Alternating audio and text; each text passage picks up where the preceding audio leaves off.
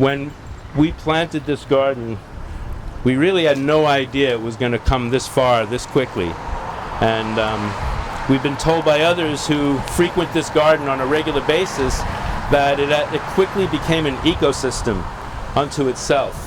Like a little oasis here. It's not like Northampton is urban and is just like a desert of green. There's beautiful front yards everywhere, and I'm sure if I was a bee, I'd know where all the hotspot gardens are. But this place quickly attracted all kinds of pollinators, more than we possibly could have imagined. Chipmunks, there was a rabbit in here. I'm sure there's a rabbit in here now somewhere. It's turned into a jungle, more or less. Plants that we really didn't think were going to make it have totally defied my lack of expectations and are booming here. Like that plant in the corner right there, that's a spikenard, that tall bushy one, and I said, oh, and the chances of that making this in broad daylight are astronomically low. But you know, what the hey, put it there and see what happens. And it's like it's a kingdom unto itself over there. It really likes shade, so I figured it decided to grow really big and give itself its own shade, and it's thriving. And a lot of these plants are thriving beyond our greatest expectations. So I should tell you some of these right now. I wish they were more in flower, but in another week or two it's going to be absolutely psychedelically awe-inspiring. Although these guys right here are pretty Dr. Seussian. They're so bizarre. I love them. This is globe onion. So the onion and the garlic family are amazing medicine. I don't have to tell you that. So every single plant in here is either the official medicine or a really, really beautiful representative of that medicine. Sometimes instead of getting the wild variety, we got a cultivar. If you're up there, you might be noticing some really brilliantly red yarrow. So the best medicine always comes from the wild. But sometimes the wild, it's harder to get here. If you really want to have yarrow medicine, it's booming right now all over the place. Find yourself a white variety and enjoy it immensely. These here, for the most part, are the representatives, but every once in a while we picked one that was also extremely beautiful, in addition to it. So, what do we have here? Echinacea is going to be ready to bloom any minute now. It's echinaceas scattered all around here. Many of these plants have decided to migrate on their own, not quite liking exactly where we put them and moving somewhere else, and we're letting it happen. Every once in a while a few volunteers come in and we're saying, okay, you pass your medicine and you're beautiful, so we'll let you hang. Hyssop, purple, right next to you. Blue vervain. Yes? Better blue vervains. No, hard to find them. This is a beautiful plant. In another few weeks it's going to be putting up a purple spike, not quite a blue spike. Valuable nervous system, mind, medicine, female reproductive medicine par excellence. Solomon seal.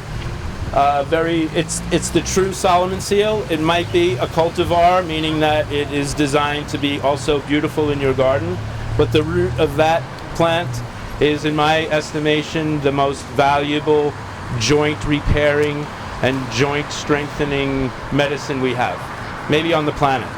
It's true Solomon seal. Its root actually looks like bones, and they meet at joints and oftentimes change direction. So if you're familiar with the phrase doctrine of signatures, it's looking at a plant and seeing patterns within it that help you understand how it might be useful for human health.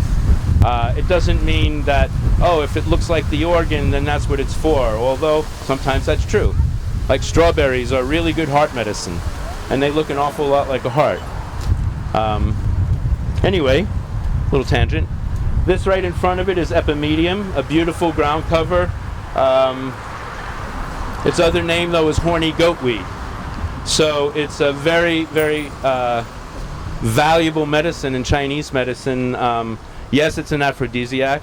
Yes, it's used extensively in Asian countries for ED, erectile dysfunction, but it also does side things like it protects and regenerates your brain, it helps to rebuild bone, it helps to fill low vitality in anyone, not just men, so that you can feel it's considered an anti-aging plant in Chinese medicine. So, and it's beautiful, more so even in the leaf than in the flower.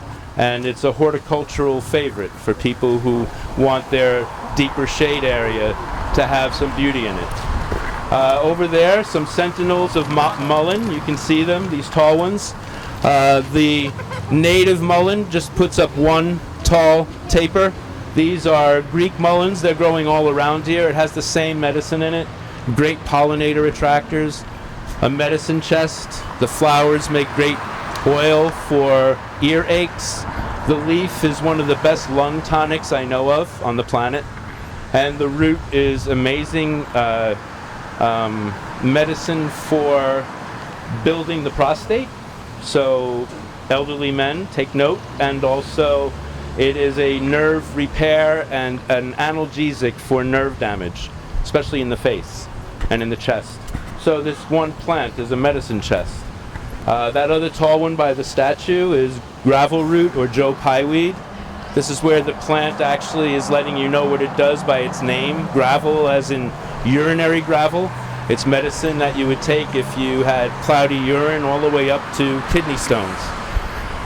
All of these plants we chose look beautiful when they flower, and also they can grow around here. They do grow around here.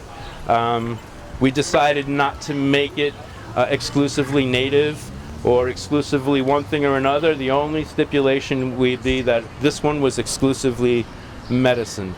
There might be other gardens with themes down the road where we decide just natives or really heavy on pollinator attractors. It depends on what we are approaching and how we're convening around it and what the desire of the people and the parties involved in it want. I could go on. We put in these trees. These are service berries. They put out edible fruit. We also wanted to create some shade in our garden so we could plant shade-loving things under them. So first we had to plant the trees. And there's golden seal underneath, or will be, right? Yeah. But in the meantime, these service berries, Owen came up to me and he said, can we actually make service berry work as a medicinal? And I said, yeah. Let's just pull out a Native American book and look at it. And sure enough, right down the line, every tradition that had this plant growing used it as a basic superfood to help strengthen, to help bring vitality back. And you might think, well, that doesn't qualify as medicine, but if you look in the Chinese Materia Medica, they have dozens and dozens of medicines and fruits that they put in the Materia Medica saying they are here because when used in a particular way, they actually are great for bringing back people from emaciation and malnourishment and a host of other things. So, yeah. Did you guys plant the oak tree? No, that's the one we did not plant. That would have been hard to get it that big in 2.5 years, or a really big backhoe, one or the other. And this is a representative. I wouldn't use this particular oak for the medicine, but oak bark is really valuable medicine for addressing diarrhea, like out of control diarrhea. You have to stop it. You have to stop it now. Grabbing oak bark, oak leaves even, acorns and crushing them up, they're incredibly astringent and can stop diarrhea really quickly. Also the oak bark, very strengthening to teeth and gums. Powerful medicine. What else? Prickly pear cactus, another one that I wasn't sure was going to grow around here, but there it is, loving it. And you've seen prickly pear cactus maybe even in supermarkets, but it's mucilaginous. It's used sometimes similarly to aloe, and it's also used to help balance blood sugar. So it's in hypoglycemia and diabetes protocols, and it also is a cardiotonic, and the list goes on. Oh yeah, here's another. This one right here is balloon flower. It's going to be absolutely stunningly beautiful, come out with these purple flowers that are enclosed like balloons, and then finally open up and look like old Victrola speakers. And here in America, we think of it and know of it as a horticultural beauty. But this is also a major medicine in China. The root is a preeminent lung tonic and also helps to clear congestion out of the lungs. I use it very often in combination with Mullen. Plants don't care that they're from other countries. They'll work together. If plants naturally grow together in the same ecosystem, in the same habitat, those plants have a very powerful relationship with one another. The medicine of those working in concert is probably more powerful, but it's not exclusive. It's not like their medicine becomes null and void if you mix it with something else. So plants are global, like we are. There's a Regen O down on that side. There's a few mints. There's a calamint that is incredibly long-lived in the flowers. The flowers will go for months, and just you think it's just bloomed, and it just keeps on going and going, and the bees absolutely adore this plant. There's a fern over there that's a special variety called royal fern that is a powerful back strengthening medicine. Helps to remineralize people with bone deficiency, especially in the back. Spikenard, that big bushy monster back there that I thought was never going to make it, the root of that medicine is, well, it's a cousin. It's a second cousin to ginseng. So the root has a very, very diverse and varied medicine, like ginseng. But it's more governed and geared towards female reproductive health and the movement of qi and blood through the body. But it's also an adaptogen. I'm not sure. Does anybody not know what the word adaptogen means? See, 10 years ago, 15 years ago, I would have had to ask the question the other way and say how many people do know what adaptogens are, and only 2 people would have raised their hand. So that's progress. Now only a couple of people need to know, because it's becoming that popular in our own vernacular. Adaptogenic plants and mushrooms are basically the brainchild of China maybe 2,000 years ago, and they discovered or helped to co-cultivate and slowly hybridize these plants, not hybridize, but cultivate them so that their medicines became stronger and stronger, and have given to us really powerful, deep, nutritive, immune strengthening and balancing, endocrine strengthening and balancing, nervous system strengthening and balancing. Like everything that we need as a culture right now, living the way we're living with the stress and asking us to do too much, these medicines are extremely important for us. And adaptogens are of many varieties. I don't even, how did I get on that topic? What was I talking about? Do you remember? Oh yeah, spikenard. Spikenard is cousin to ginseng, and ginseng is considered king of the adaptogens. Chinese ginseng by the Chinese is considered king of the adaptogens. The word adaptogen didn't exist in Native American jargon, but for the Cherokee, American ginseng is chief of the Medicine Society for healing the body. No matter where you go, ginseng is considered, it spurs a fever in people almost as strong as gold. I don't know of too many things in the world that make people just suddenly make their eyes go wild, and even if they never heard of it, suddenly they want to know all about it. And ginseng's one of those plants, one of those things, but it's a big family, and spikenard's one of them, and it has medicine in it that's similar. Growing in our forest, we have wild sarsaparilla, which is another cousin of ginseng, and that has a milder form of it. So, yeah, just wanted to showcase some of these. Sitting right next to you with the beautiful yellow flowers is Foxglove. We decided to put medicines in of all kinds, including some that would be considered toxic. And I know that this garden is not for picking and taking and using, because it's kind of a little bit too close to all kinds of fossil fuel emissions, making it something that would not be ideal. Although these plants are really, really healthy if you could find them in the wild.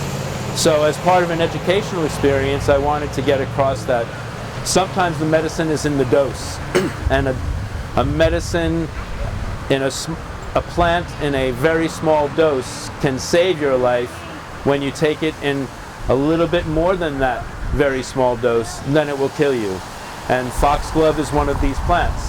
It's what we get digitalis from, or the medicine that is one of the preeminent heart medicines that has extremely small range of use. A little bit too much and you're not here anymore, you're gone. So foxglove has been used for centuries for helping with heart disease, and then it was discovered by the pharmaceutical industry and they bent it into a drug. So this is our way of teaching that the dose is in the medicine. You know, take garlic for example. A little bit is wonderfully tasting. That's food. Taken in a larger amount and it can act like medicine and eliminate parasites and bacteria from you. And if you eat too many cloves on an empty stomach, most of us will probably puke. And when the body pukes, it means it doesn't like it, which means that garlic has just lifted up into the toxic level. So here's a plant that's a food on one level, medicine on another, toxin on another, just to show you the doses in the medicine.